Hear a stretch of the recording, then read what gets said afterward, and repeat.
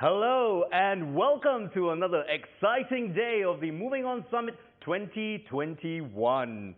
My name is Matthew, for those of you who haven't tuned in before. And once again, I am an innovation manager here at the DHL Asia Pacific Innovation Center, where we help companies and corporates accelerate their digital transformation journey, as well as understand what are some of the innovation technologies to help them drive and optimize their supply chain.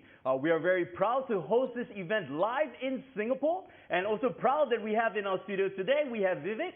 Vivek with us, how are you today? Fantastic. It's a great conference, right? Fantastic conference. What a great lineup we had yesterday, right? Yes. So Vivek, you've been in the automotive industry for how long?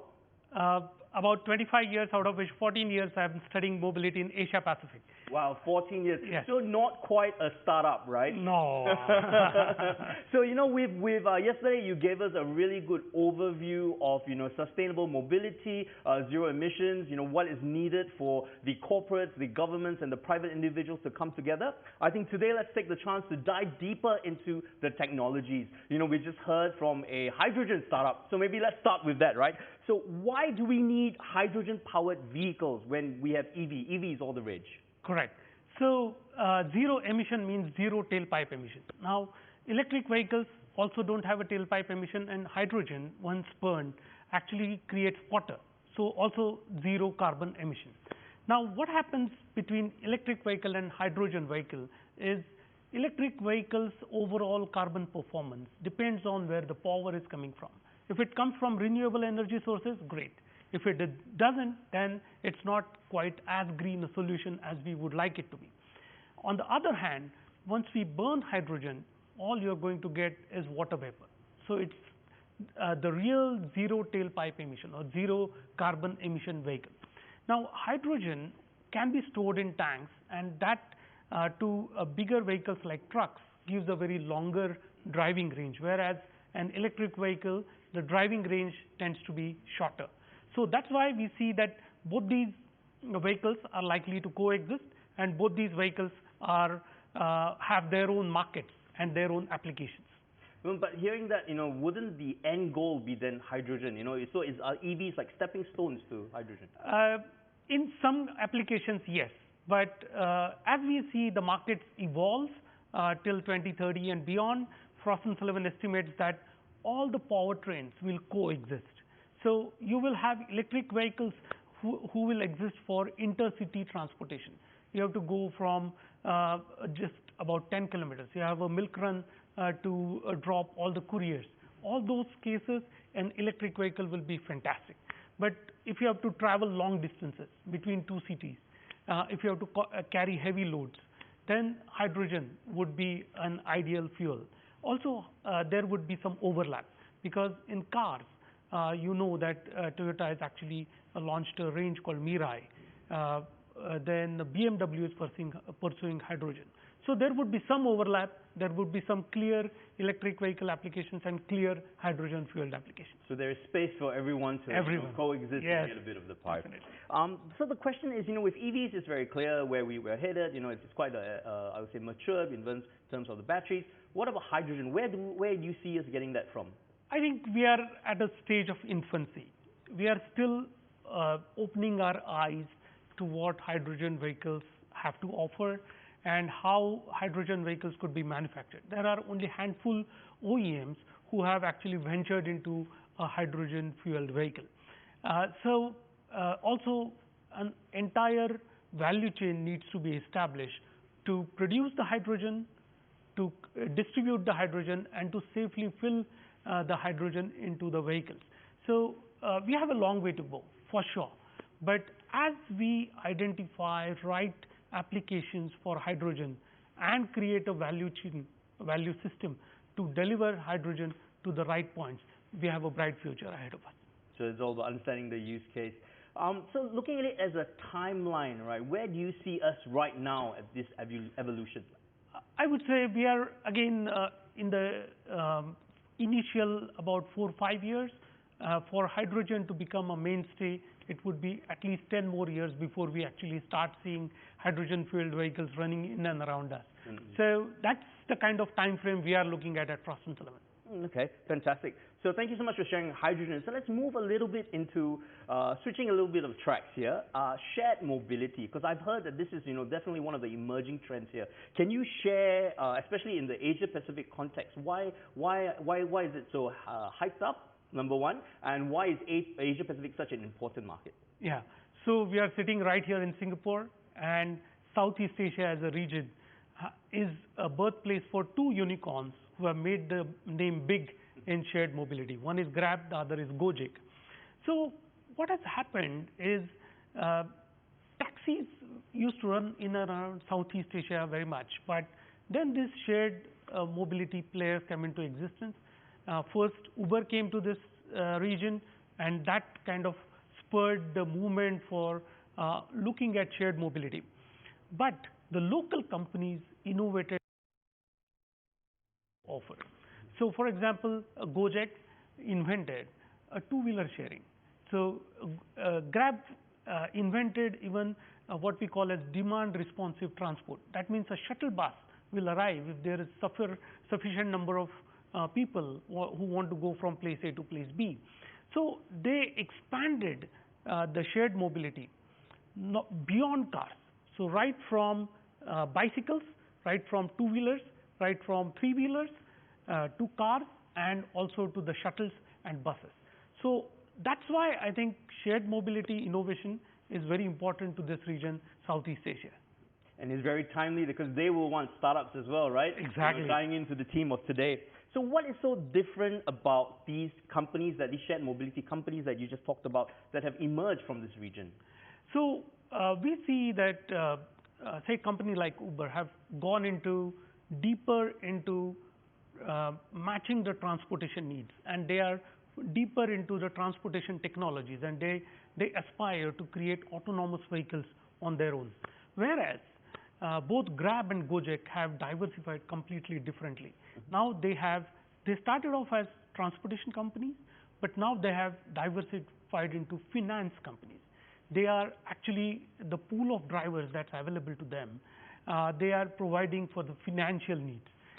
They were the first ones who jumped onto this last mile food delivery services. Gojek already had a parcel delivery service in Jakarta well before this COVID disruption happened.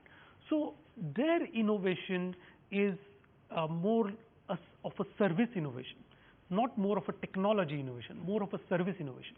And this service innovation, they are going to take into matching of demand, matching of service demand, as well as financial needs. So that's a completely different way of looking at how this company started and how they are likely to evolve in future. And also where they're going, right? Absolutely. So taking into where they're going, why do you think these companies are important for the mobility sector? Yeah. So see, an individually owned car has an inherent disadvantage. Now you and me drive to work, right? Our drive takes, say, max in 1 hour, max. Then we park the vehicle for a long time, and then we drive back for 1 hour. So the challenge that these companies are trying to solve is the utilization of an individual vehicle. So they are actually fundamentally looking at providing a transportation service from point to point to those who either don't want to use the car or can't afford the car. Now, if these services become the mainstay, then they are likely to become the customer interface as far as the mobility is concerned, which means if I order, let's say, a shared mobility, say a Grab now, I don't really know whether I'm going to be picked up in a Honda or a Toyota or a BMW or which. Or Tesla. Or Tesla. Exactly. So they are trying to grab a share of the customer interface by themselves. So if this service becomes popular, they will become the customer interface. You will order a Grab rather than a Toyota or a Honda or a BMW. So that's the difference. So that's why this particular innovation, although it has a very minuscule share of mobility as of now, but the innovation has a tremendous potential to become a customer interface. It's all about the mindset, right? Absolutely. So with this mindset, do you think that they are actual collaborators, or competition for, the current OEMs? And maybe just adding on to that also, what is the green factor? How do we factor sustainability into it? Right. So, first and foremost, the boundary line between a competitor and a collaborator is becoming very thin in entire mobility sector. Everywhere you find that what we call that sworn competitors are actually collaborating. So similarly, these shared mobility companies are interesting use cases for OEMs, and as a result, they are investing heavily into these OEMs. So there are investments that OEMs have made into the shared mobility companies because they become their testing grounds for sharing, for testing connected solutions, for checking the fleets by offering them more customized services. So on one hand, they become their customers, but on the other hand, they are also chipping away the share of mobility that was initially with the OEMs. So we call it co-opetition. So it is a collaboration as well as competition together. Now the green factor is, as I said, in the utilization of car. If